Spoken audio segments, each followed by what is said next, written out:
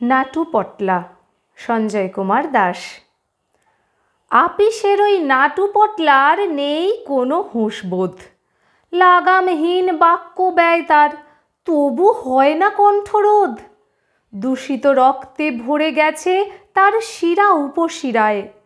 কুটকচালির বহিঃপ্রকাশ আপনা হতেই বের হয়।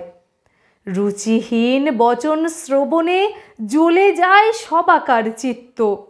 অনিচ্ছা সত্ত্বেও বদনখানা দেখতে হয় যে নিত্য।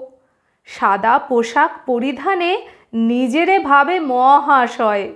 কূটনৈতিক চালে আবার সে যে বড়ই অতিশয়। যেন তেন প্রকারেণ চাই সে কেবল ক্ষমতা। আপন পাতে ঝোল টেনে বলে করবে নাকি সমতা। সমপদের কর্মী হয়েও অন্যকে ভাবে অধস্তন। উমেদারিতে কেউ আবার করে তার গুণকীর্তন। যতই তুমি এড়িয়ে থাকো বাক্য ব্যয় সে করবেই। পায়ে পায়ে পা বাঁধিয়ে অকারণে দ্বন্দ্ব লাগাবেই। কেউটের চেয়েও অধিকতর বিস্তার ছোবলে।